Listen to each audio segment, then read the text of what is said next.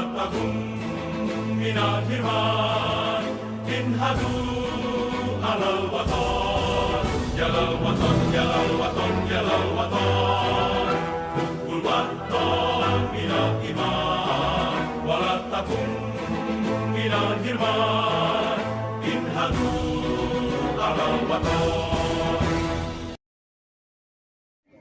Assalamualaikum warahmatullahi wabarakatuh. Alhamdulillah wassalatu wassalamu ala rasulillah ma ba'du. Saya Mulyadi Effendi, pimpinan Pondok Pesantren Al-Quran Fatimiyah Jatiranggon, Kecamatan Jatisampurna, Kota Bekasi, menginginkan informasi tentang pesantren yang kami kelola di sini adalah sebuah pesantren yang berbasis Nahdlatul Ulama, di mana kita mengajarkan kepada anak-anak santri kita tentang At-Turath, kajian-kajian kitab-kitab kuning, memperkenalkan adab-adab Nahdlatul Ulama, berpakaian sebagaimana yang biasa ada pada masyarakat, yaitu bersarung, berpeci, tentu dengan harapan agar mereka kelak saat kembali ke pesantren, mereka bisa terus menjadi garda terdepan memperjuangkan Ahlus Sunnah wal Jamaah An-Nahdliyah. Dan kita juga membuat sebuah program bukan hanya memperkenalkan At-Turath, kajian-kajian kitab kuning. Mereka juga kita ajarkan untuk membaca Al-Quran dengan baik, menghafal Al-Quran, dan diselingi juga dengan kemampuan berbahasa asing, yaitu bahasa Arab dan bahasa Inggris. Satu hal pula, di pesantren Al-Quran Fatimiyah ini kita mengajarkan kepada mereka untuk berwira swasta. Karena kita tahu agar mereka kembali ke rumah, mereka bisa mandiri, menjadi pribadi-pribadi yang tangguh, maka mereka kita ajarkan untuk bagaimana berusaha secara mandiri. Di pesantren kami di Fatimiyah ini ada diajarkan bagaimana ternak burung, ternak ayam hias, ada juga ternak ikan lele, ternak ikan gurame, semata-mata untuk memberikan pembelajaran kepada mereka tentang bagaimana saat mereka kembali kelak di masyarakat. Kita berharap dengan program-program yang dilaksanakan oleh pesantren, mereka bisa menjadi betul-betul rijalul dakwah, rijalul masjid, wa rijalul mujtama. Orang-orang yang ada dalam garda terdepan dakwah Ahlus Sunnah wal Jamaah. Kemudian mereka juga menjadi seseorang yang cinta kepada masjid dan juga pada pemimpin-pemimpin di masyarakat.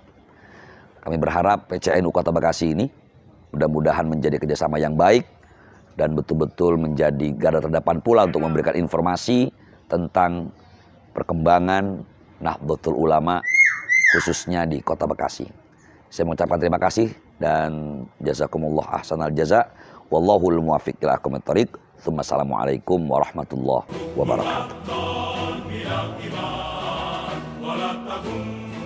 Bismillahirrahmanirrahim. Assalamualaikum warahmatullahi wabarakatuh. Pada kesempatan kali ini kita masih bisa bersilaturahmi ke kediaman Dr. Kiai Haji Mulyadi Effendi MA di Pondok Pesantren Fatimiyah Kota Bekasi, yang mana pada hari ini dalam rangka mengikuti pembacaan kitab Nurul Mubin fi Mahabbati Sayyidil Mursalin, yang mudah-mudahan kita bisa mengambil manfaatnya. Dan kepada Pak Kiai dipersilahkan. Assalamualaikum warahmatullahi wabarakatuh. Bismillahirrahmanirrahim. Alhamdulillah, salatu wassalamu ala rasulillah Sayyidina wa maulana Muhammadin sallallahu alaihi wasallam ibni Abdillah wa ala alihi wa sahbihi wa mawalah wa la hawla wa la quwata illa billah. Amma ba'd, qalu subhanaka la ilma lana illa ma 'allamtana innaka antal alimul hakim. Wa qala rabbi syrah li sadri wa yassir li amri wahlul uqdatam min lisani yafqahu qawli. Di kesempatan yang penuh berkah ini kita akan coba mengkaji sebuah karya besar masyayikh kita, yaitu Syekh Muhammad Hasyim Asy'ari, dalam tulisan beliau yang fenomenal, yaitu An-Nurul Mubin fi Mahabbati Sayyidil Mursalin. Cahaya yang nyata pada kecintaan kepada penghulu dan pemimpin para rasul, yaitu Nabi kita Muhammad SAW. Sebagaimana judul yang bisa kita lihat dalam tulisan beliau, sesungguhnya beliau ingin mengajak kita bagaimana cara mencintai Rasulullah SAW dan apa saja yang harus kita lakukan untuk mencintainya. Tabarukan bihadal kitab. Kita mulai. Bismillahirrahmanirrahim. Alhamdulillahilladzi manna alaina bi rasulihil karimi wa hadana bihi ilad dinil qawimi wassiratil mustaqimi. Bismillahirrahmanirrahim. Ay abtadi'u bi bismillahirrahmanirrahim. Aku mengawali dengan menyebut nama Allah yang Maha Pengasih lagi Maha Penyayang. Tradisi para ulama kita, setiap mengawali sesuatu pasti dengan menggunakan lafaz basmalah. Karena walau bagaimanapun para ulama menginginkan keberkahan mengawali segala apapun kebaikan itu.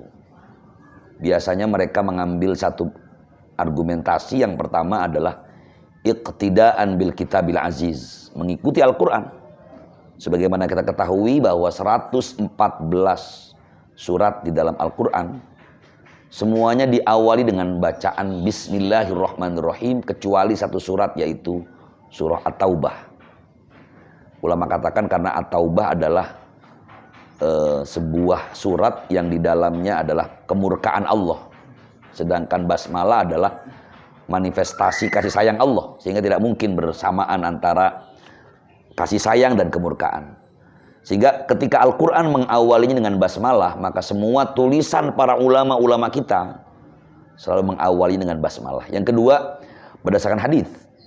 Walaupun ini diperdebatkan oleh para ulama hadis kesahihannya, namun paling tidak, kalaupun hadisnya dhaif, tapi li fadhailil a'mal, ulama sepakat untuk membolehkan menggunakannya. Kullu amrin dzibalin la yubtada'u fihi bi bismillahirrahmanirrahim fahuwa aqta'u. Setiap sesuatu aktivitas kebaikan yang tidak diawali dengan menggunakan Bismillahirrahmanirrahim dianggap kurang berkah. Kenapa diawali kemudian dengan lafaz Bismillahirrahmanirrahim? Ai abtadi'u, aku mulai dengan menyebut nama Allah yang Maha Pengasih. Ar-Rahman adalah kasih sayang Allah yang umum, kasih sayang yang universal kepada seluruh makhluknya di alam dunia. Sedangkan Ar-Rahim adalah Ar-Rahmatul Khassah lil mu'min, al-muttaqin, al-amilin, al-mukhlisin. Kasih sayang Allah yang khusus diberikan kepada hamba-hambanya yang beriman, hamba-hambanya yang bertakwa, hamba-hambanya yang beramal, hamba-hambanya yang ikhlas semata-mata karena Allah. Alhamdulillahilladzi manna alaina bi rasulihil karim. Alhamdulillahi, utawi sekabeh puji iku milik yang Allah. Segala puji hanya milik Allah. Alladzi manna alaina bi rasulihil karimi, yang telah menganugerahkan kepada kita dengan rasulnya yang mulia. Wa hadana bihi ilad dinil qawimi wassiratil mustaqimi, dan Allah yang memberikan hidayah kepada kita semua dengan adanya Nabi kita Muhammad SAW ilad dinil qawimi wassiratil mustaqimi, kepada agama yang lurus, wassiratil mustaqim, dan jalan yang lurus, yaitu hidayah dari Allah Subhanahu wa taala. Wa amarona bi tauqirihi wa ta'zimihi wa takrimihi wa tabhilihi, dan Allah juga memerintahkan kepada kita untuk memuliakan Rasulullah, mengagungkannya, memuliakannya, menempatkannya pada posisi yang mulia karena beliau adalah Nabi yang mulia. Kita tahu bahwa mu'allif hadal kitab mengawali dengan memuji kepada Allah Subhanahu wa taala. Beliau menginginkan informasi bahwa adanya Nabi Muhammad SAW yang diutus kepada kita adalah anugerah. Manna alaina, anugerah yang terindah untuk kita karena Allah utus Nabi Muhammad SAW. Kemudian juga mu'allif hadal kita bersyukur kepada Allah karena Allah yang memberikan hidayah kepada kita melalui wasilah Nabi kita Muhammad SAW, dakwahnya Nabi. Kemudian Nabi menyampaikan kepada para sahabat, sahabat menyampaikan kepada tabi'in, tabi'in, sampai kepada para ulama-ulama kita, sehingga kita mengenal Nabi dan mengenal agama yang lurus. Sebagaimana doa kita dalam setiap sholat, saat kita membaca surah Al-Fatihah. Ihdinas siratal mustaqim. Ya Allah, tunjukkan kepada kami jalan yang lurus. Sehingga kemudian Allah juga memerintahkan kepada kita untuk memuliakan Nabi kita. Bagaimana Allah memuliakan Nabinya dengan salah satu ayat dalam surah Al-Ahzab. Misalnya Allah sampaikan, innallaha wa malaikatahu yusholluna 'alan nabi. Sesungguhnya Allah dan malaikat-malaikatnya bersolawat kepada Nabi. Ulama sepakat bahwa makna ayat ini adalah bagian dari ta'zim, bagian dari kemuliaan yang Allah berikan kepada khusus kepada Nabi kita Muhammad SAW. Atau di ayat 1 surah Bani Israel. Bismillahirrahmanirrahim. Subhanalladzi asra bi'abdihi. Ulama juga sepakat disebut makna bi'abdihi hada syarafun minallah ila Nabi SAW. Jadi kalau Allah saja memuliakan baginda Rasul, sudah barang tentu kita pantas untuk memuliakan beliau, dan itu perintah Allah Subhanahu wa taala. Wa farrada ala kulli mu'minin an yakuna ahabba ilaihi min nafsihi wa auladihi wa qalilihi. Allah juga mewajibkan bagi setiap orang yang mengaku beriman, setiap mukmin, an yakuna, memposisikan Nabi Muhammad SAW ahabba ilaihi, lebih dicintai, min nafsihi, dari dirinya sendiri, dari anak-anaknya, bahkan orang-orang terdekatnya, kekasihnya. Nabi kita Muhammad SAW harus menjadi number one, jadi prioritas. Itu makna ahabba ilaihi min nafsihi. Wa ja'ala mahabbatahu sababan limahabbatihi wa tafdilihi. Dan juga menjadikan kecintaan kepada Nabi Muhammad SAW sebagai sabab untuk mencintai Allah. Wa tafdilihi, dan mengagungkan, memuliakan, mengutamakan Allah. Jadi kalau orang ingin mendapatkan cintanya Allah Azza wa Jalla, sababnya, thariqahnya, caranya mencintai Nabi. Orang ingin mencintai Allah, cintai dulu Nabi Muhammad SAW. Sama orang yang ingin mencintai Nabi, cintai dulu ulama. Jadi harus sama ya, setara. Atau bahasa saya mungkin lebih tepatnya betul-betul seimbang antara mencintai Allah, ya harus mencintai Nabi. Mencintai Nabi yang mencintai ulama. Itu makanya kalimatnya wa ja'ala mahabbatahu sababan. Dan Allah menjadikan kecintaan kepada Nabi sebagai sabab mencintai Allah dan mengistimewakannya. Asyhadu an la ilaha illallahu ar-ra'ufu ar-rahimu. Wa asyhadu anna Muhammadan abduhu wa rasuluhu dzul jahil azimi. Aku beriktikad, aku bersaksi, aku meyakini bahwa tidak ada Tuhan yang maujud illallah, kecuali Allah.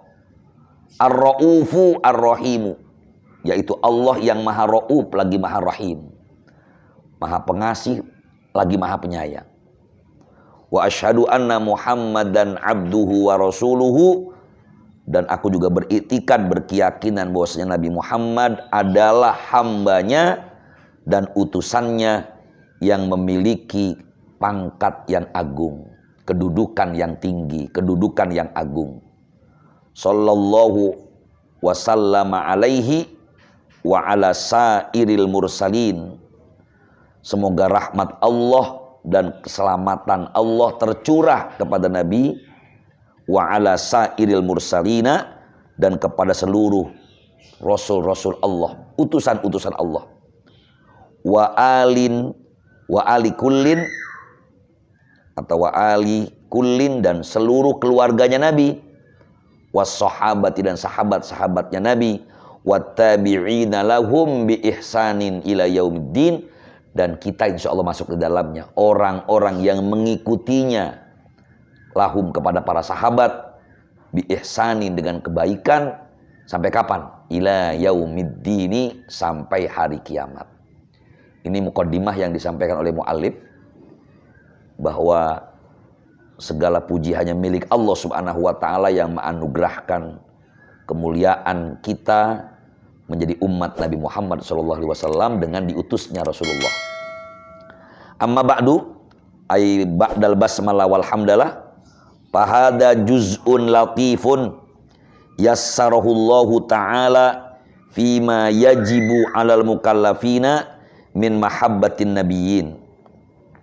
Setelah beliau memuji kepada Allah, bersolawat kepada Nabi, beliau mengatakan ini hanyalah bagian yang sangat sedikit, bagian yang sangat kecil.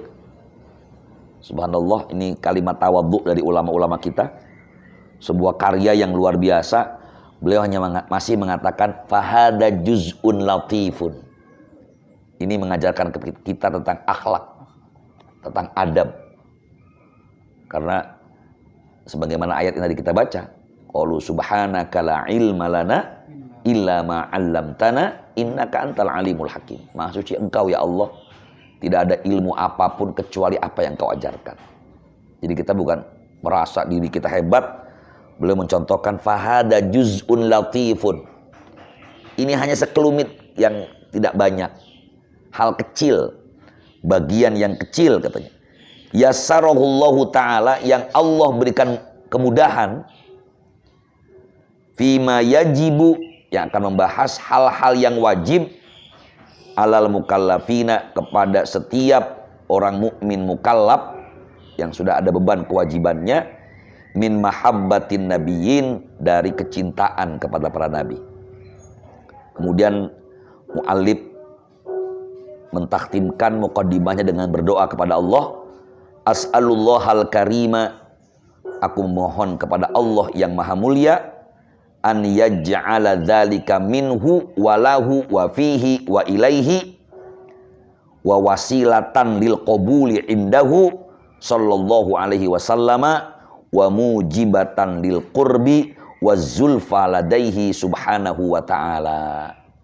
Permohonannya adalah mudah-mudahan menjadikan dari hal yang kecil ini kepada Nabi, kepada keridhaan Allah dan Rasulnya, wa fihi wa ilaihi, di dalamnya dan kepadanya juga, wa wasilatan lil qabuli, dan sebagai wasilah agar diterima di sisi Nabi Muhammad sallallahu alaihi wasallam, wa mujibatan lil qurbi wa zulfa ladaihi subhanahu wa ta'ala. Dan semua yang dilakukan bagian yang kecil ini sebagai bentuk al-qurb wa zulfa, pendekatan diri kita atau dari penulis kitab ini ladaihi subhanahu wa ta'ala, di sisi Allah subhanahu wa ta'ala. Ini muqaddimah yang luar biasa. Kita bisa melihat gambaran singkat atau gambaran simpel dari muqaddimah beliau, di mana beliau ingin menjelaskan kepada kita tentang kecintaan kita kepada Nabi kita Muhammad sallallahu alaihi wasallam.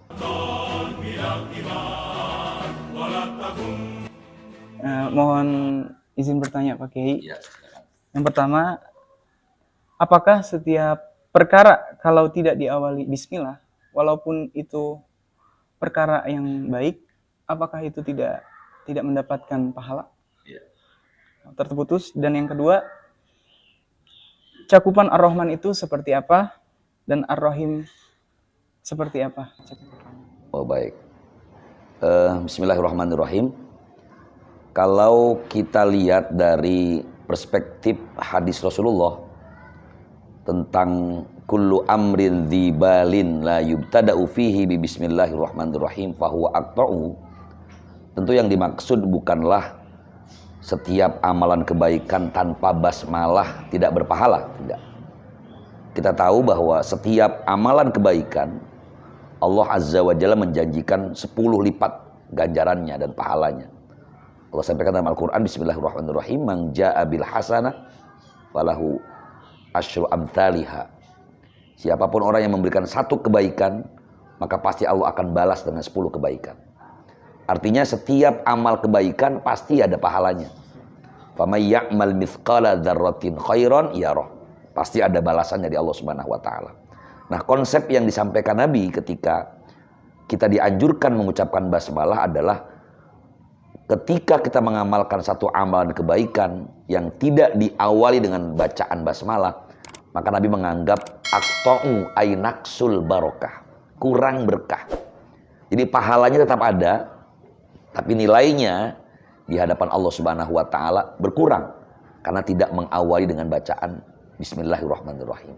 Itu maksud berkurangnya bagaimana? Ketika orang mengamalkan sebuah kebaikan, tentu kita menginginkan pahala dan keberkahan. Nah, kalau kemudian kita tidak baca basmalah, berarti hanya dapat pahala saja, keberkahannya tidak ada. Karena tidak diawali dengan mengucapkan bismillahirrahmanirrahim. Lagi-lagi setiap amal kebaikan kita kan pengennya dapatnya lebih. Bukan cuma dapat 10, tapi mudah-mudahan Allah lipat gandakan pahalanya lebih banyak lagi. Apalagi basmalah, selain dia juga adalah perintah Nabi, basmalah juga adalah ayat Al-Quran. Kita tahu di surah Al-Fatihah, mayoritas ulama sepakat bahwa annal basmalata ayatun minha. Basmalah itu salah satu ayat dari surah Al-Fatihah. Sehingga ketika kita mengamalkan sebuah aktivitas kebaikan dengan mengawali dengan basmalah, kita juga membaca Al-Quran. Kita tahu sama saja baca Al-Quran. Setiap orang yang membaca satu huruf dalam Al-Quran, Allah akan balas dengan 10 kebaikan. Itu kenapa Rasulullah mengajarkan kepada kita aktivitas kebaikan agar menambah keberkahannya, agar mendapatkan nilai plus di hadapan Allah Subhanahu wa taala, awali dengan bacaan bismillahirrahmanirrahim. Kemudian yang kedua, wallahu a'lamu bimuradi, wallahu a'lamu bimuradi, semoga hanya Allah yang mengetahui maksudnya. Bahwa lafaz Ar-Rahman cakupannya adalah rahmatun ammatun li jami'il khalqi. Kasih sayang Allah yang umum, universal kepada seluruh makhluknya. Maka sebagian ulama menjelaskan bahwa Allah memberikan nikmat kepada semua makhluk di alam dunia ini, bahkan tidak melihat apakah dia mukmin, apakah dia kafir. Orang mukmin mendapatkan fasilitas oksigen gratis di dunia ini. Begitu juga orang kafir. Orang mukmin mendapatkan fasilitas rizki di alam dunia ini. Begitu juga dengan orang kafir. Inilah makna Ar-Rahman. Berbeda dengan Ar-Rahim. Dalam Al-Quran Allah ketika menyebutkan kalimat Ar-Rahim, pasti khusus kepada orang beriman. Wa kana bil mu'minina rahima. Rahim hanya kepada orang beriman. Laqad ja'akum rasulun min anfusikum azizun 'alaihi ma'anittum harisun 'alaikum bil mu'minina raufur rahim. Jadi rahim itu spesial untuk orang-orang yang beriman. Khusus untuk orang-orang beriman. Makanya hikmahnya adalah bagi orang yang beriman kepada Allah Subhanahu wa taala, kendati pun di alam dunia dia merasakan sepertinya Allah belum 100% memberikan anugerahnya kepada kami, sesungguhnya itu bukan karena Allah tidak sayang padanya. Justru karena Allah sayang pada hambanya yang beriman tadi, Allah berikan anugerah yang lebih. Termasuk nanti ada kasih sayang Allah yang khusus untuknya. Kapan? Saat di akhirat. Maka beramallah terus, istiqomahlah terus, mudawamah dalam amal. Insya Allah, Allah akan anugerahkan kita rahmatnya yang khusus itu kepada orang-orang yang beriman. Kira-kira demikian. Wallahu a'lam bishawab. Telah sama-sama kita simak penjelasan dari kitab Nurul Mubin yang dijelaskan tadi, yang sudah dijelaskan oleh Kiai Haji Mulyadi Effendi, yang mudah-mudahan bermanfaat bagi kita semua dan menjadi bekal kehidupan untuk kita semua. Allahumma muwaffiq ila aqwamit thoriq. Wassalamualaikum warahmatullahi wabarakatuh.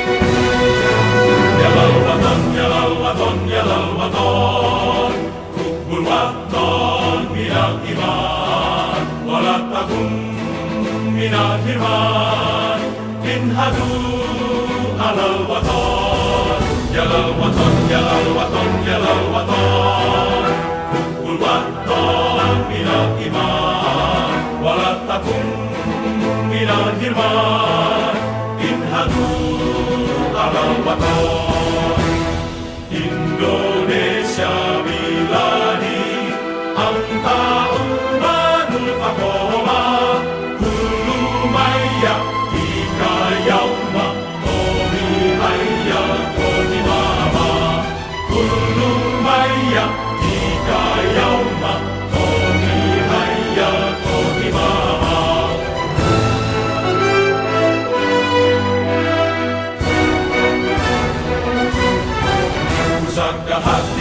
hai tanah airku, cintamu dalam imanku, jangan halangkan nasibmu. Bangkitlah hai bangsaku, pusatkan hati wahai tanah airku, cintamu dalam imanku, jangan halang